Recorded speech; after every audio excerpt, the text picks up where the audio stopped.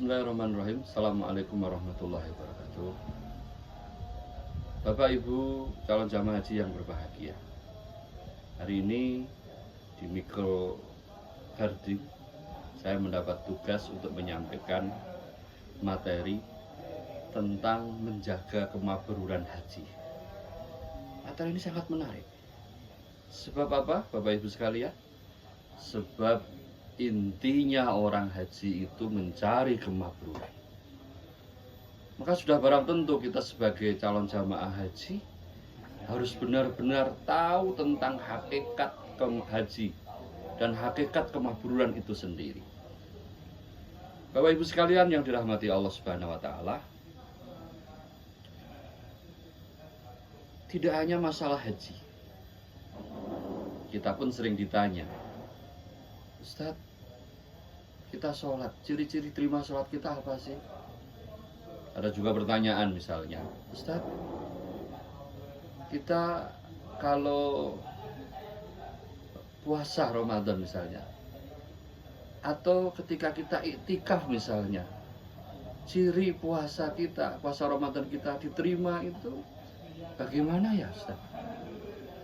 Demikian juga seluruh amal soleh itu tentunya memiliki ciri dan indikasi diterimanya sebuah amal.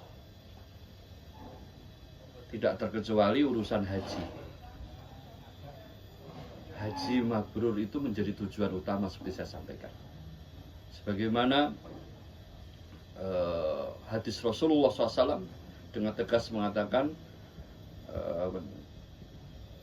Al-hajju mabrur laisa lahu jaza ilal jannah. Haji mabrur, kata Nabi, tidak ada balasan bagi orang yang haji mabrur kecuali surga. Menarik sekalian. Jadi balasannya orang yang memiliki haji mabrur, ya, balasannya orang yang memiliki haji mabrur atau mendapat predikat haji mabrur itu apa? Ini yang kita akan kaji. Menurut Hasan Al-Basri, demikian juga kalau nggak salah Said Sabiq dalam kitab Fikih Sunnah, dan Imam Hasan Al-Basri, kita tahu Imam Hasan Al-Basri itu adalah tabi'in. Dia mendefinisikan haji mabrur itu ada ayarji'a zahidan fid dunya raghiban fi akhirah. Subhanallah. Ciri orang yang mabrur hajinya, ciri orang yang diterima ibadah hajinya, manasiknya, umrohnya, maka dia pulang ke negerinya dalam keadaan zuhud dengan dunia. Bukan menjadi orang yang rakus, bukan menjadi orang yang tamak, tapi dia menjadi orang yang tidak rakus terhadap urusan dunia. Dia detail urusan halal dan haram. Dan yang paling penting, tidak hanya zuhud di urusan dunia, tapi raghiban fil akhirah. Semangat, antusias untuk beramal soleh luar biasa. Sepulang dari haji, dia memiliki antusias dalam beramal yang luar biasa. Coba bayangkan saudara sekalian, kalau setiap orang itu haji dan mabrur, kemabruran haji seseorang itu akan memiliki imbas sosial kepada masyarakat Indonesia. Apalagi kita bayangkan setiap tahunnya kurang lebih Indonesia itu memberangkatkan jamaah haji 220 sekian juta. Ya. Itu bukan angka yang sedikit. Maaf, 220 sekian ribu. Ya maaf, 200 sekian ribu lah, bukan juta. Itu bukan angka yang kecil sekalian. Saya suka bayangkan gini, kalau di daerah kita ada komandan, ada markas Dandim, ada Koramil, kecamatan, ya demikian juga polisi, Polri. Kalau di setiap kecamatan itu ada kantor TNI dan Polri saja, wilayah itu aman. Apalagi jika setiap desa, tidak hanya setiap desa, bisa jadi setiap RT RW itu pasti ada jamaah haji. Jika mereka membawa kemakburan haji ke negeri, di negeri Indonesia, maka bayangan saya ya akan memiliki imbas sosial yang luar biasa, memberikan keamanan, kenyamanan ya, baik dalam bermasyarakat maupun beragama. Kemakburan seorang itu memiliki efek sosial yang luar biasa sekali. Maka sudah barang tentu ketika kita beribadah haji, target yang terbesar adalah mabrur. Dan ketika pulang, kita harus menjaga kemakburan itu.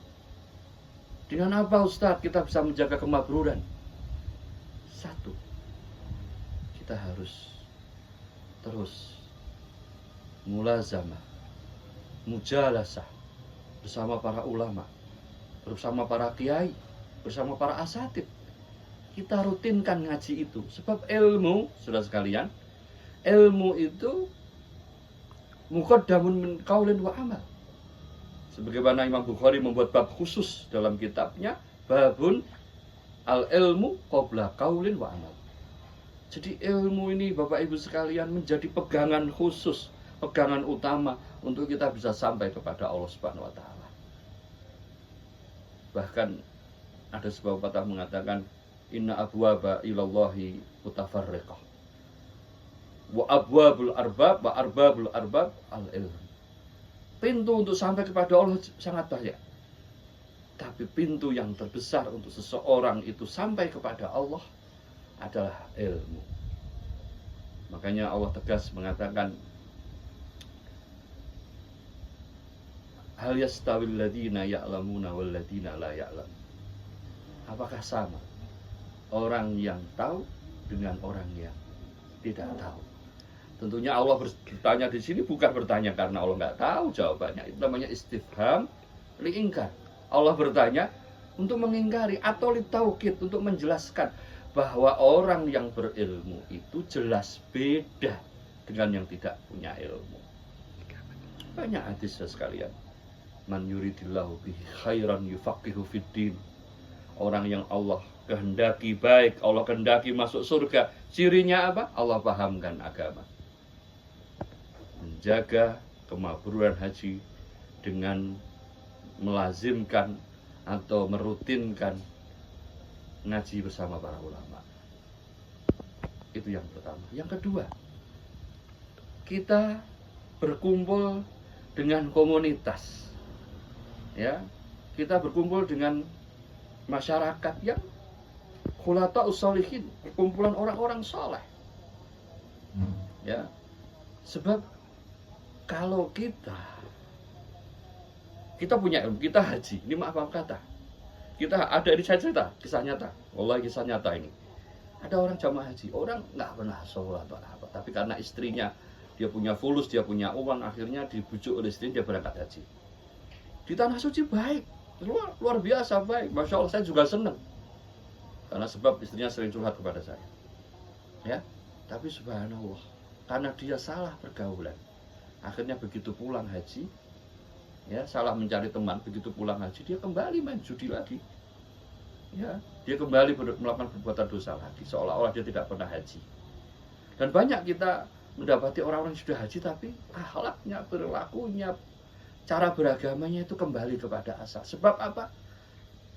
Tidak melazimkan diri, tidak istiqomahkan dalam ilmu, dalam kajian bersama para ulama. Yang kedua, tidak berkumpul dengan masyarakat yang baik, kumpulan yang baik, khulafaus sholihin.